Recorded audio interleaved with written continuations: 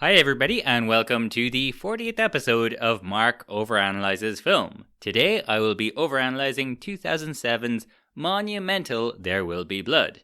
Before I begin, allow me to remind you that I am available for reading, script editing and story coaching at markoveranalyzesstory.com. And also, if you enjoyed this podcast, please do share and or recommend it. It really would be a great help.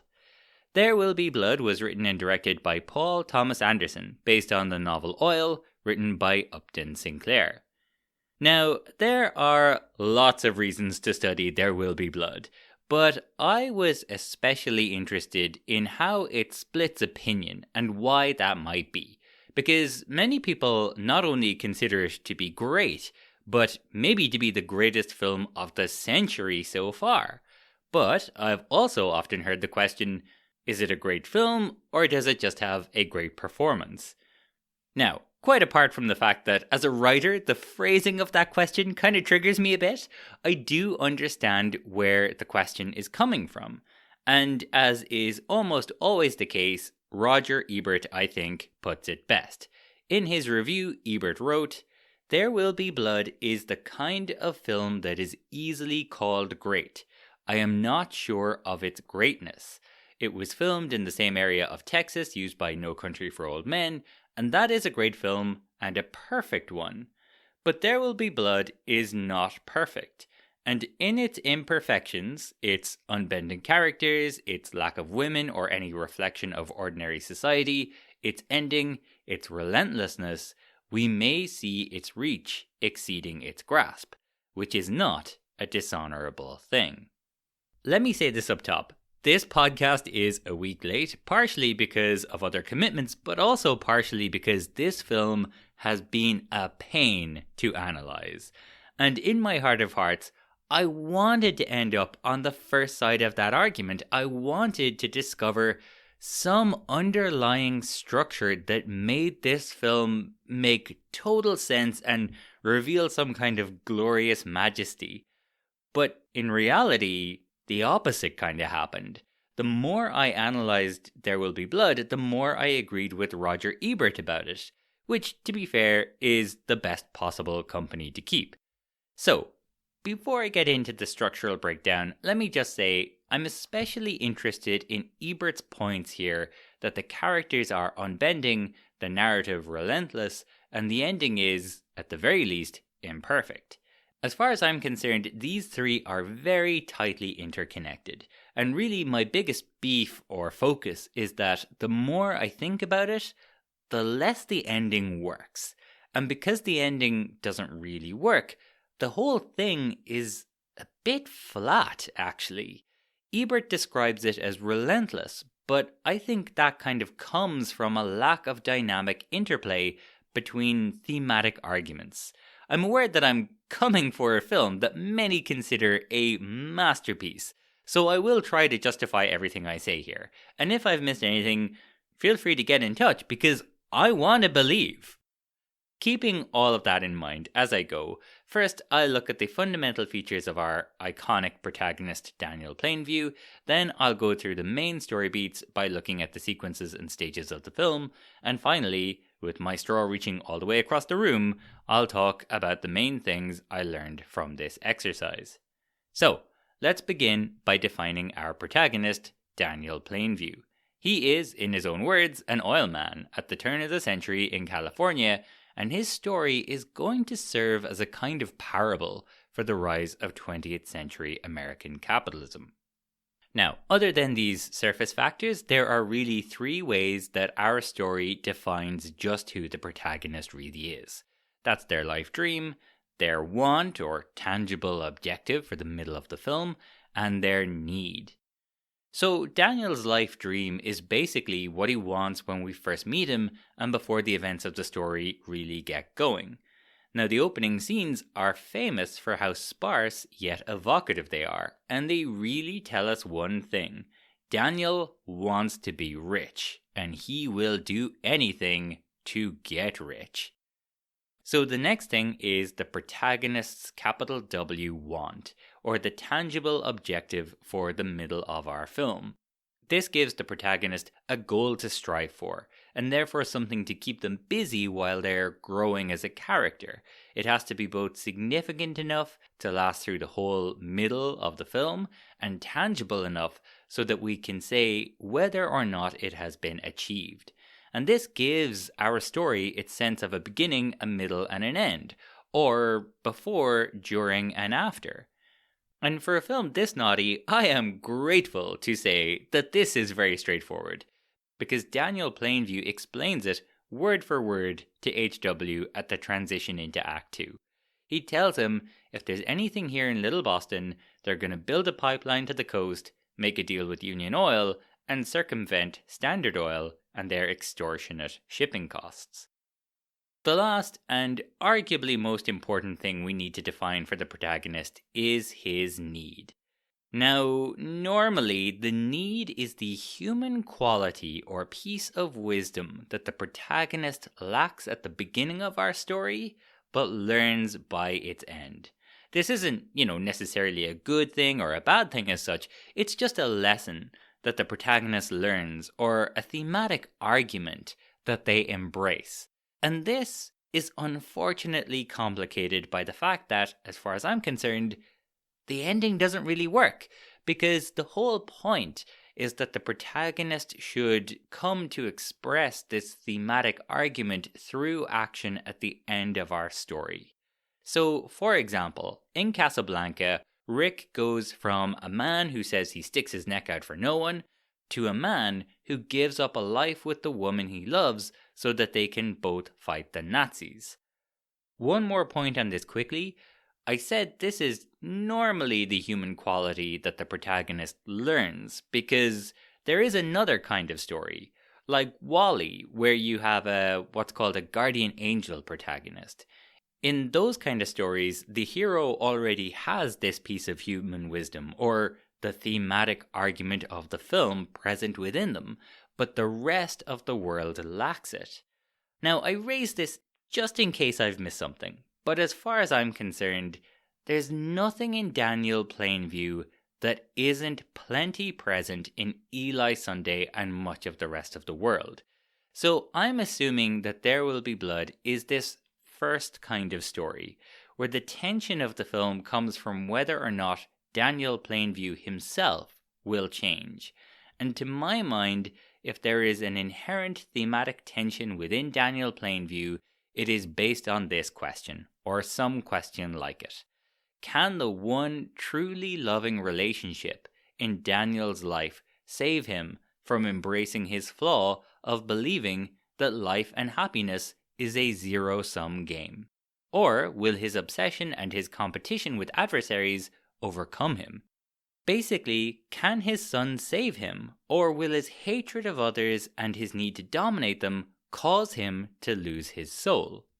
One final note on this: There Will Be Blood is not a story about someone learning the piece of wisdom to overcome their flaw. It's a downfall story about someone embracing a flaw.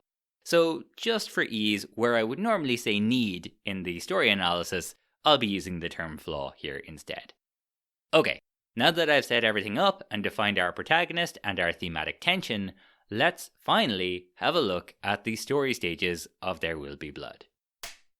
There are traditionally, but not always, 8 sequences or stages in a film. A sequence is a combination of scenes that are tied together by having a single overriding dramatic question or tension, and they tend to be between 10 and 15 minutes in length. A good way to think about it is that every 10 to 15 minutes, the audience should be on some level asking themselves a different dramatic question deep down. Now, there's actually more like 10 sequences in There Will Be Blood, but they still fit into these 8 traditional story stages, as we'll see. But also, these 10 sequences actually fit really well into a Shakespearean-esque 5-act structure. So I'm going to be using this as a framework as I go. Basically, it's just the same as a 3-act structure. We've got a beginning, a middle, and an end, but we split that long middle into 3 separate acts. Looking at it this way, there are 2 sequences per act, Each act is about 30 minutes long. They all feel quite different, as we'll see, and every 30 minutes or so, there's a huge event that changes the direction of our story.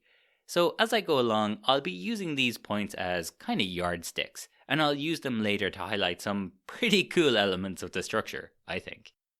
So, Act 1 has our first two sequences, and the first one is always pretty much life as it is. And so we immediately join Daniel Plainview in a hole in the ground, hacking. Like any good film, There Will Be Blood introduces its protagonist by giving him a problem to solve and defining him by showing how he solves it. And so Daniel is relentless in his pursuit of wealth. He hacks at rock until he finds a sliver of silver, then falls and breaks his leg, and somehow drags himself and his broken leg along a desert floor to a town miles away. This is a man to be reckoned with. We cut to some years later, and our inciting incident, or the event without which our story, as it is, would not happen. Daniel is now digging for oil with a small crew, and a lethal accident kills a crew member, orphaning a poor baby boy.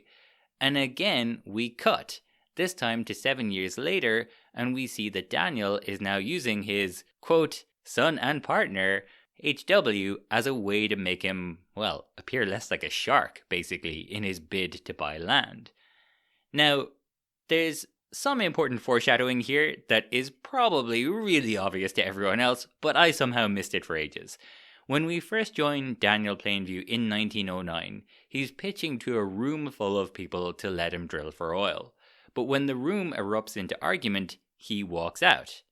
Rather than give up on the oil though, he just moves further north and convinces a family to let him get to the oil from their property, which is exactly what he's gonna do throughout the rest of the film with the Bandy Tract. So yeah, pretty obvious. Don't know how I never noticed it, but I never put the two scenes together. Anyways, Daniel Plainview is now a successful oil man, and so an unknown young man approaches him, and we're left to wonder, can Daniel Plainview trust Paul Sunday? And this is interesting, because for all the world, this feels like a second inciting incident. Now, normally I wouldn't really pay too much attention to something like that, but I think here it's kind of telling, because as we'll see, we do almost have two separate stories taking turns throughout this film. We've got Daniel and HW on one hand, and Daniel and Eli Sunday on the other. Anyways, Daniel and HW soon hit for Little Boston, lie to the Sunday family about hunting for quail, and discover oil. So our sequence tension has been answered, and we're about ready to end our first act. So here is where we have our what's the plan scene. This is a scene at the transition between the first and the second act that tells the audience what they can expect to come. And so at minute 31, Daniel sits down, looks at the vista, and explains to his son that they're going to buy the land, build a pipeline, and make a deal with Union. Daniel now has his want, or tangible objective, and so at minute 32, we end Act 1 and we enter Act 2. Act 2 is all about getting to the oil and developing the open rivalry with Eli. But also, in a 5-act structure, Act 2 is defined by what we can term the refusal of the call before it then ends with the acceptance of the call, or the protagonist's first unconscious move towards their flaw. So basically that means, in this act, the protagonist will initially try to fight where they are headed, or where the story is headed, before they eventually take a big step towards it at the end of the act. This is of special interest here because this sequence often really clarifies a character's arc. So again, in Casablanca, for example, Rick begins this sequence by being cool, calm, and dead inside, while saying he sticks his neck out for nobody. But at the end of the sequence, he is clearly bothered and upset as he buys drinks for Ilsa, her hero husband Victor, and the table. the direction of travel is crystal clear. Here, it's a little more complicated. So, Act 2 begins with Sequence 3, the first attempts to solve the problem. Our first tension here is, can Daniel buy all the land that he needs in Little Boston? And this is where we see Daniel buy the Sunday Ranch and where he first starts to come up against Eli Sunday as a real adversary. Do you think there's oil here? I know there is. Oh, it's very expensive to drill. To get it up and out of the ground. You ever tried that before? How much is it? Costly. Well, our oil sits right up on top of the ground. I believe that's called seepage. Doesn't necessarily mean there's anything underneath. What would you give us for it? I don't know. Something you don't know. That's right. What would you like, Eli? $10,000. With this initial success, Daniel begins aggressively buying up local land. But of course, there's one holdout, Bandy. The old homesteader wants to meet the buyer directly, and Daniel, to his future detriment, dismisses this. Now, you could argue that all of this is a refusal of the call, right? Daniel has to play nice at this point, at least to a certain degree, but it does feel a bit external or shallow. Is he playing nice because he believes at this point in fairness? Or is he playing nice because he's not rich and powerful enough yet to run roughshod over these people, especially Eli? It won't surprise you that I think it's the latter. Anyways, I'll come back to this in a moment. The story starts to complicate as Eli visits the well, preaches to the workers, and insists that Daniel allow him to bless the derrick before it starts. And Daniel appears to agree, but this is Eli trying to compete with or even dominate him, and that will not stand.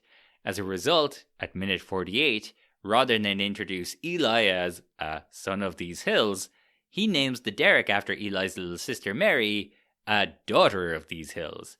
It is a sublimely petulant fuck you, and our first real glimpse of where this is all going. So, you might say, well, this could easily be the acceptance of the call, or the protagonist's first unconscious move towards his flaw, right? It certainly feels like that for the Daniel-Eli plot. It's the first really big movement in that story. But again, I mean, Daniel would have always done this, wouldn't he? So it doesn't feel really like a big character shift or movement. It doesn't feel like there's any real internal arc here. Anyways, Daniel now has his land, his active derrick, and his burgeoning rivalry with Eli is beginning to really take shape. We now wonder our new tension, can Daniel find oil here? And so at minute 49, we enter sequence 4, the greater attempts to solve the problem.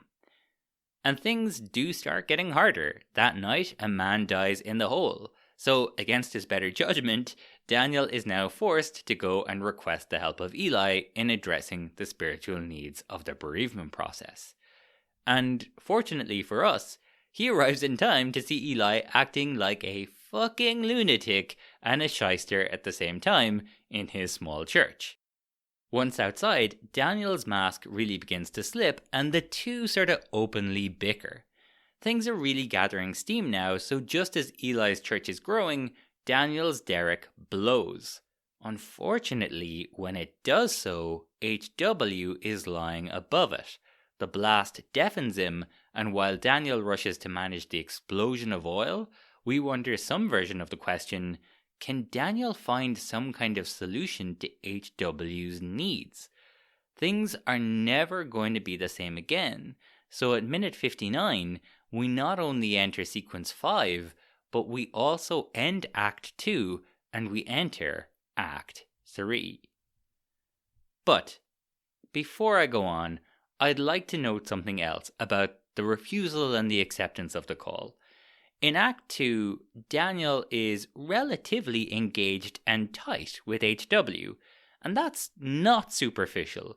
HW tells him that Mary is beaten by her father when she doesn't pray, and Daniel soon makes a point of telling Mary this isn't to happen anymore in front of her father Abel.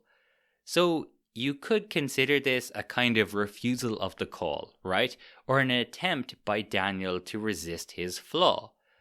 But all that ends with the end of our second act and Daniel's acceptance of the call, or his first unconscious move towards his flaw. So, the striking of oil deafens HW, and given the choice to stay with his panic-stricken son or manage his oil concerns, Daniel chooses the oil. Get in my voice.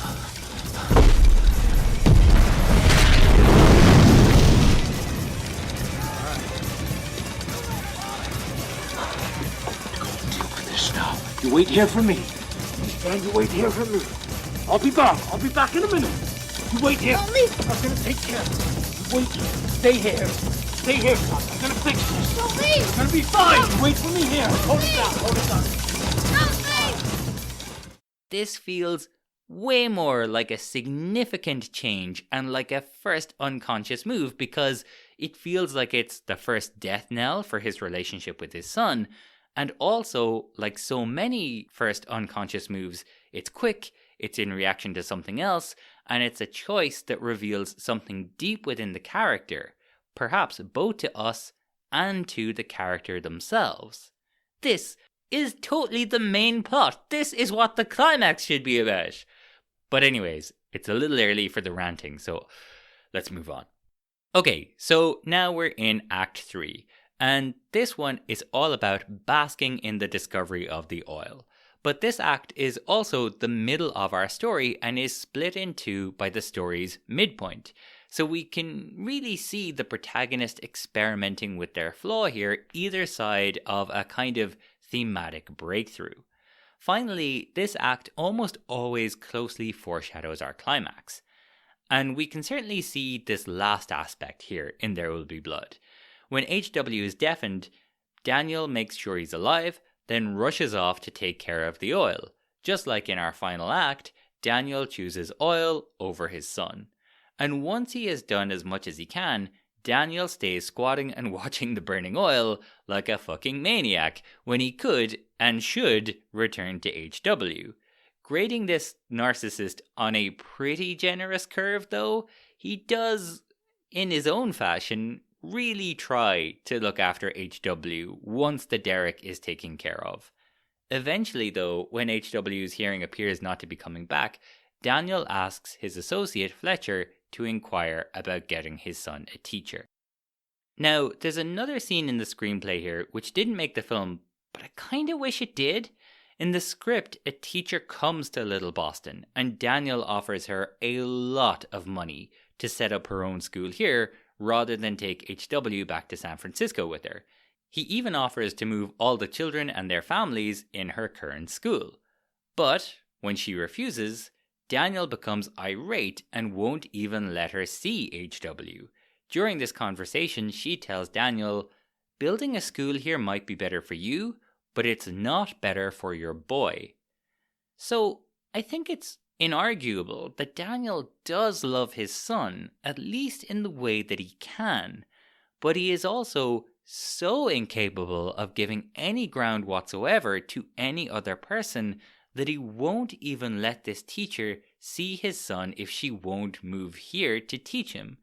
So again, to my mind, this feels way more thematically interesting and on point than a lot of stuff that is in the film. But still, at this point, there's no need for Daniel to end up as a drunken, raving lunatic all on his own in a mansion taking potshots at furniture. So I guess at minute 73 into a 151-minute runtime, almost exactly halfway, that means it's time for There Will Be Blood's midpoint. Now, a midpoint generally does a few different things. Most importantly, to my mind, it is the protagonist's first conscious move towards their flaw. So it builds on the first unconscious move, but also, as the description suggests, it should be more determined or clear to the protagonist what they are doing. Second, the midpoint foreshadows our eventual climax. Third, it ups the stakes of our story. So, Eli comes to Daniel looking for money, and Daniel suggests he's a fake and beats the crap out of him as Eli tries to crawl away to safety. When do we get our money, Daniel?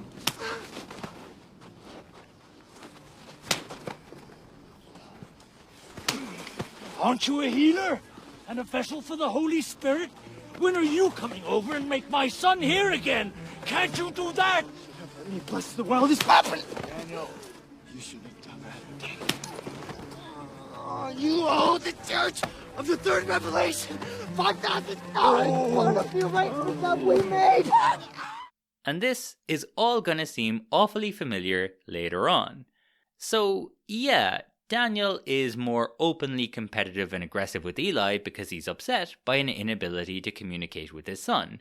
And he's just introduced violence into the story, foreshadowing our climactic action, and raising the stakes. So on the surface, this looks like a textbook midpoint, and in many ways, it is. But because the midpoint and the climax are so closely linked, and because I don't think the climax really works, I think this is where the story really starts to get a bit muddled. Again, if you look back to Act 2, there's a general build of antipathy between Daniel and Eli, and this is upping the ante on it a bit. But that's all, and it's pretty flat stuff. So far, the story of Daniel and his son, I think, is way more rich and dynamic. So basically, the way I feel is that the film is really about that, but it's lacking a clear focus. So instead of having a midpoint and a climax based around the more important story, I think, of Daniel and his son, the film's midpoint and climax is about the far less interesting, far less dynamic, far less complex, and far less thematically rich plot of two narcissistic maniacs fighting each other. And on the note of added plots, a new arrival now lands in town. And so, at minute 77, we have a new tension as we wonder, will Daniel accept that this man Henry is his brother? At that, we enter sequence 6, There Will Be Blood's honeymoon sequence. The honeymoon sequence is so called as the protagonist has made their first conscious move towards embracing their flaw, and they generally act in accordance with the lesson they are beginning to embrace for a time.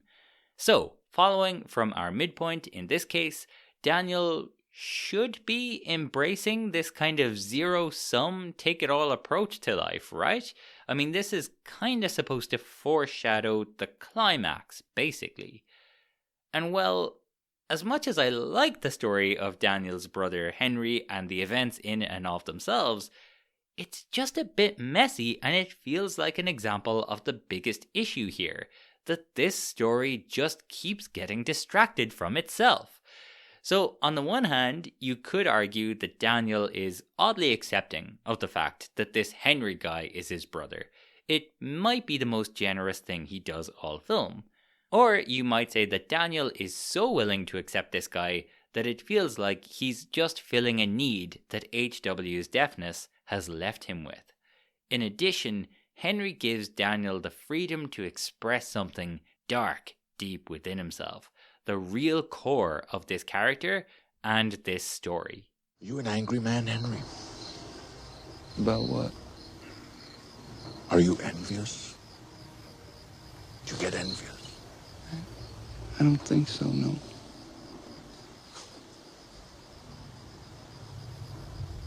I have a competition in me. I want no one else to succeed.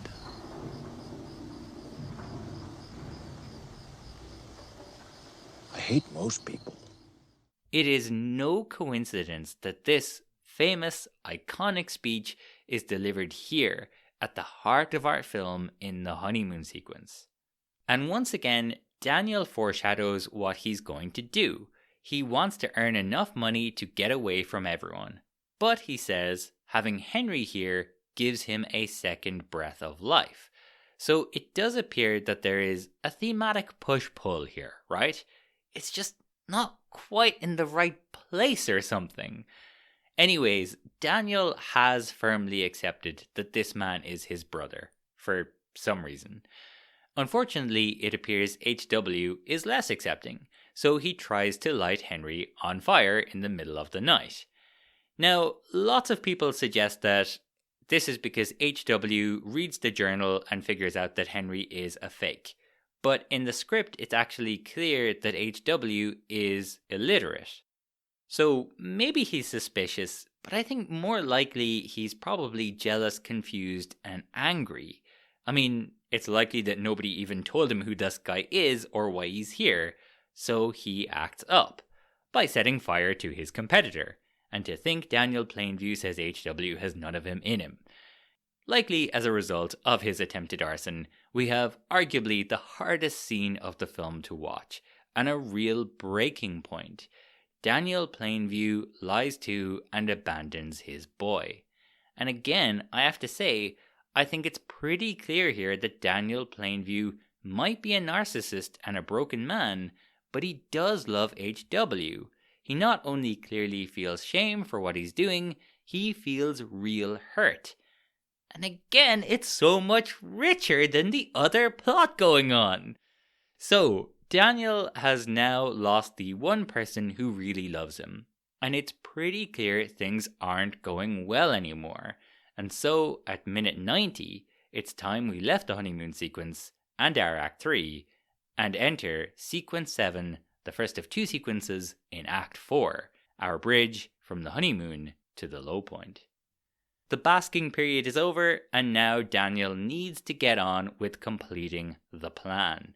He's got an ocean of oil all to himself, but he has to get it out of Little Boston somehow. If he can do that, he'll have accomplished his tangible objective. So this, along with his collapsing personal life, is what our fourth act is all about. To begin our act, Daniel meets with Standard Oil, and it doesn't go great. He threatens to cut Tilford's throat for suggesting that he could look after his boy better if he had loads of money and free time, and Tilford, child-rearing advice aside, makes the point that for all his success, Daniel will have a job on his hands to build a pipeline and make a deal with Union. So there's a real tension here. But hey, at least the meeting didn't run over. This is when our unaddressed Sequence 3 problem hits. Daniel never met with old Bandy, and as a result, never got his tract. And now we wonder, can he buy Bandy's lot and build his pipeline? Daniel and Henry take off through Bandy's lot and go on to the Pacific. Making their deal with Union, the brothers go for a swim on the beach, and what follows is just an incredible scene with some incredible acting from Daniel Day-Lewis. Making a joke about getting liquored up and taking some women to the Peachtree dance, it's pretty clear that Henry doesn't pick up on something. And the way Daniel Day-Lewis is able to convey his slow realization, it's just mesmerizing. It's amazing. And it's worth noting, he looks really hurt, like he feels genuinely betrayed. And of course, that hurt soon turns to, murderous rage. But when the time comes to do the deed, it does feel thematically important that the fake Henry says that he would never want to hurt Daniel. He's just trying to survive. Henry is dead. Now, I might be reading too much into this, but I do think this is when Daniel really starts to come apart. His drinking takes on a kind of different quality than we've seen before. He's clearly always been a big drinker, but this is the drinking for oblivion kind of drinking that will look familiar in our final act. But from here, Bandy wakes him, having discovered his evil deed, and tells Daniel that he can build his pipeline if he gets baptized by Eli, which feels like a pretty light penance for murder all in all. And I do have to wonder if anyone ever brought up Henry ever again, or did everyone take one look at Daniel and say, "Hey, remember that guy who said he was the boss's brother? Because I sure don't." Eli is totally cool about the baptism thing, and it's a chill ceremony. Except that he smacks Daniel around the place, reminds everyone that he owes the church $5,000, and makes Daniel repeatedly declare that he has abandoned his child. But there's an interesting note at the end of this scene, clarified in the screenplay. The script says, "There is warmth from everyone here that Daniel begins to feel. They touch the back of his head and his shoulders and give him love. Eli notices this. Eli then tells the others to let him take in the spirit on his own. So even at the moment of his zenith, there's still this sense that Eli is losing. Now, that's kind of interesting, but I think it's also further evidence of an issue. Eli just isn't enough of an antagonist. He's just not strong enough as an antagonist. Regardless, Daniel has his pipeline. So we have just enough time for one last sequence 8 now, before we end our long middle of the film. At minute 116, HW returns, and we wonder if Daniel can truly make amends with his child. But it doesn't start out well, because HW is understandably angry, and it doesn't continue so well either over a meal. Now, this scene with the meal here is not as iconic as the climax of the film, but it's pretty famous, and rightly so. It comes right near the end of the second act, and it feels like the film in a nutshell. At least, the best parts of the film, I think. At one table, Daniel Plainview has his son beside him, and at the next table over, he has a competitor, Tilford. And Daniel cannot stay at his table. He can't help but be distracted from his son, who he has only just been reunited with, because he has to put it up to Tilford and the Standard Oil delegation. Now, there's a lot going on here. For one thing, Daniel makes a show of being tender with his boy, but we end the scene with HW clearly looking uncomfortable and like he'd rather be anywhere else. For another, Daniel makes great play of the fact that he told Tilford what he was going to do, and he did it. And he wants Tilford to be crushed and decimated, to look like a fool. But Tilford doesn't. Daniel does. He looks like a drunken, unhinged, petty, petulant, small mess of a man. I'm very happy for you that... Yes, I made a deal with Union. My son is happy. He's safe. Congratulations. I'm taking care of him now, so... Excellent. You look like a fool, don't you, Tilford?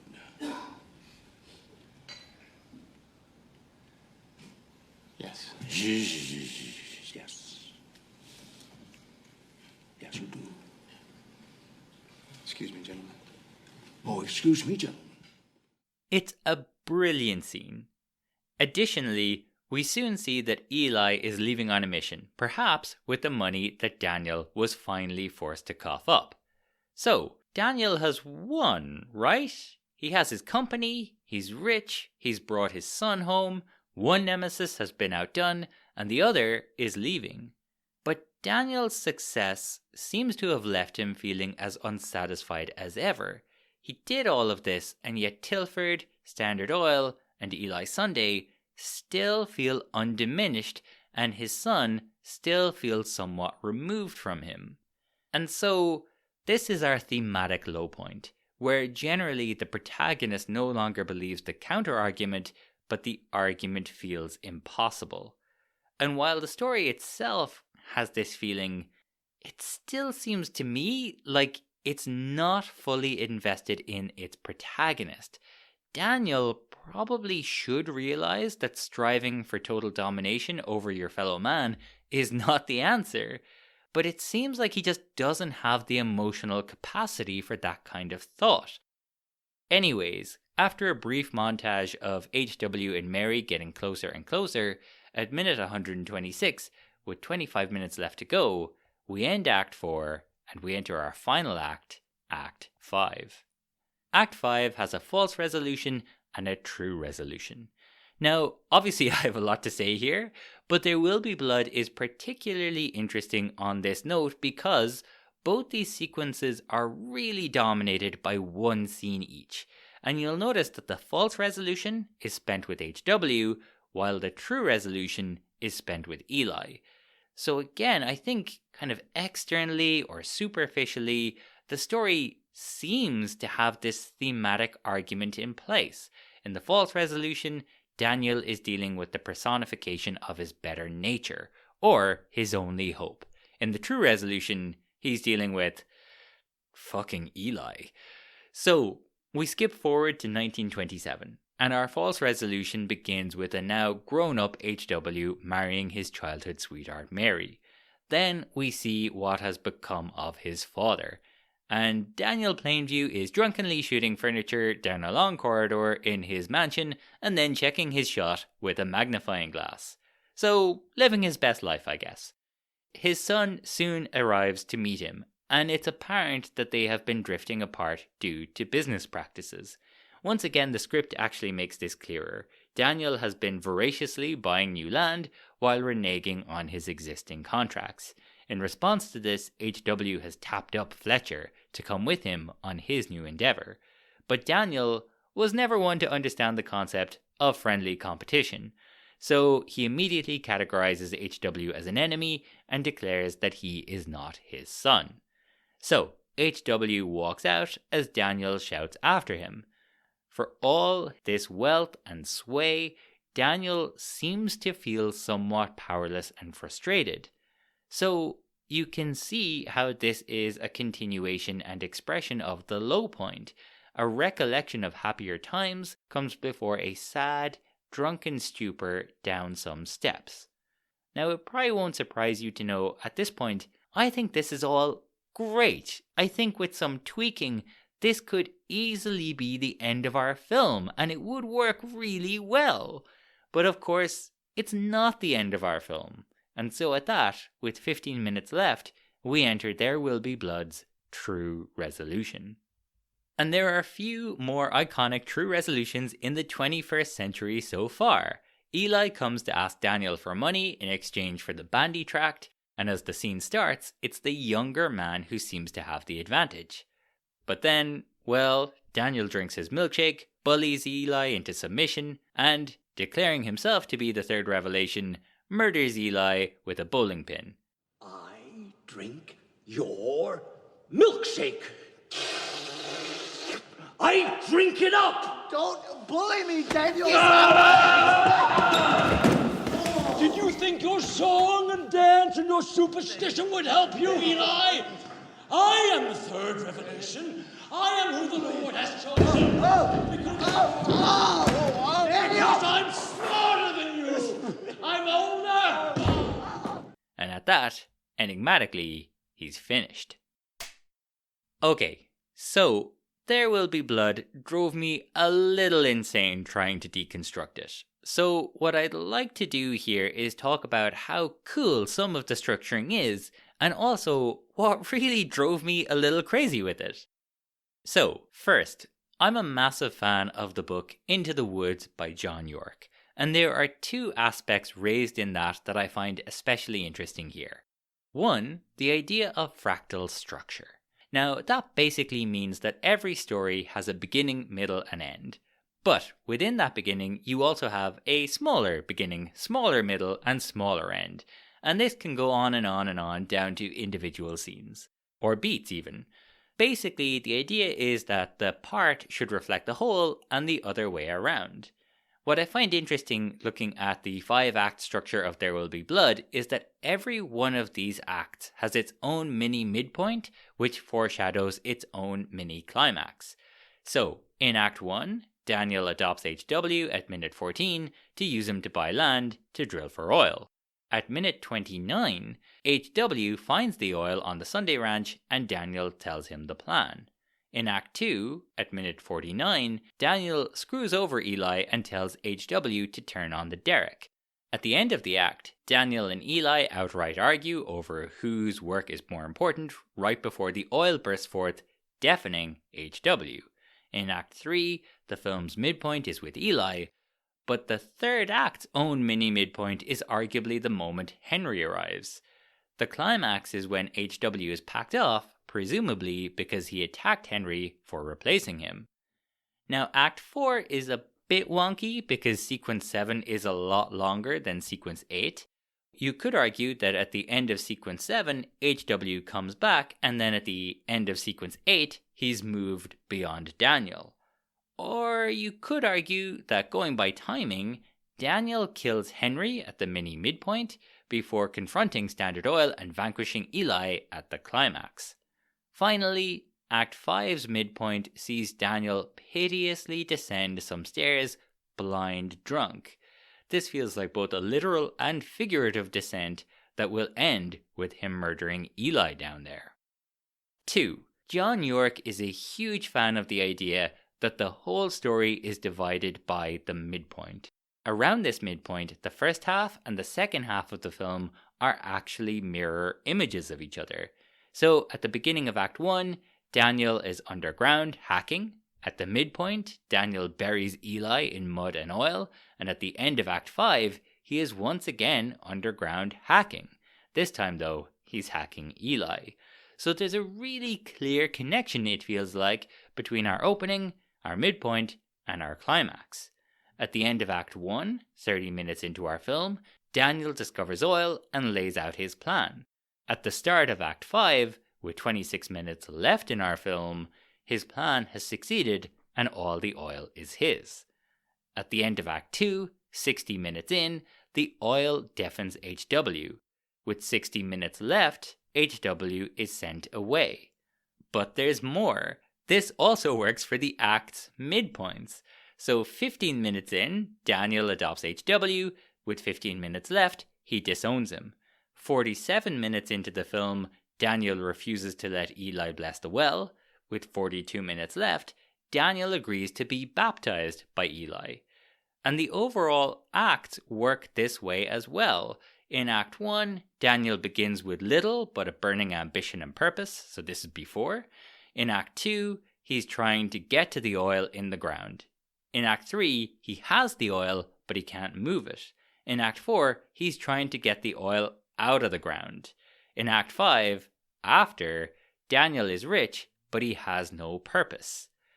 Now, that's the kind of thing I find pretty cool, because, I have a problem, I guess. So I can't sit here and tell you that the story structure of There Will Be Blood is, underdeveloped or something. There is a lot to admire here. But there is still this problem that nags at me more and more and more. And really, it's that it feels like there are two different plots here. They're lacking in sufficient thematic unity, and the ending is, if anything, for the wrong one. I find that There Will Be Blood is one of those films where you could ask someone, what's it about? And they might say, it's about capitalism versus religion, or the 20th century versus the 19th century, or it's about America, or something like that, right? And you can see why. Our climax shows a capitalist beating a priest to death with an object that is an expression of his wealth. But none of those ideas mentioned are universal human thematic arguments. In Casablanca, when Rick gives up a life with the woman he loves to go fight the Nazis, I understand what that choice means on a purely thematic or moral level. It's about accepting a call to heroism and selflessness. You can strip everything else away. It works on that purely thematic or moral level. Now, you could argue that capitalism versus religion has some kind of inherent values within it. That it's, about something like individualism versus a more collective idea. Well, okay, but which of these ideas does Eli fucking Sunday represent? Yeah, on a superficial level, this is a capitalist beating a priest, but really, the whole film has told us it's one selfish narcissist beating another, which is what makes the Daniel-Eli plot or arc feel so thematically flat. Or, to jumble some of Roger Ebert's phrasing, a relentless plot with unbending characters. But what if HW and Eli represent different arguments? What if HW is a call to be more loving and collaborative, and HW is the opposite, a force of nature looking only to dominate? Well, you might look at how the false resolution is spent with one, and the true resolution with the other, and go, well, there you have it, there's your thematic story shape. But it doesn't work, because Daniel is too flat and actually quite passive here. He doesn't choose to see either of these people. They both come to him. And he just doesn't change. In a funny way, This reminds me of Groundhog Day as an example of a complete opposite. When I was studying that film, I found that we could chart Phil's changes so clearly because everything else stays the same. So if something was different, it's because Phil was different. And because Phil was different, everything was different. And despite all the scenes being repeated again and again and again, you couldn't switch any of them around or it would be really confusing and make no sense because every scene was so in sync with Phil's character arc. In There Will Be Blood, I think Daniel probably changes, but not a lot, right? I mean, if you try to describe his change, it's generally in some kind of term like he loses his mind or he loses his soul. But what does that even say then? I'm not sure. And in the final act in particular, I think you could basically cut the final line and switch the false and true resolutions. I mean, it would be a bit weird that he murdered Eli and nothing happened, but he already murdered Henry and nothing happened. And this is because this is the opposite of Groundhog Day. Daniel is the same, but the external situation has changed. HW is in one scene and Eli is in another. He can't dominate HW because he's too decent, but he can dominate Eli because he's the opposite. But you could switch these two around because this is something external and therefore shallow and superficial. It's not invested in the protagonist. Deep down, this ending in particular highlights that Daniel's character arc is just too unbending and too relentless, at least for me and the kind of things that I look for in a film. There's just not the clarity and focus there to provide the depth required for this to be a quote-unquote perfect film. Now that is not to say that There Will Be Blood is a bad film. It's not. It's amazing in so many ways. But it might just be a flawed masterpiece. And that, to quote Roger Ebert, is not a dishonorable thing. This has been Mark Overanalyzes Film on There Will Be Blood. If you enjoyed this episode, or like the podcast in general, please do recommend it to anyone you know who might like it too. It really would be a great help. A special thanks to Mary Kate O'Flanagan, who taught me everything I know about film, including these methods. Thanks for listening, take care of yourselves, and see you soon.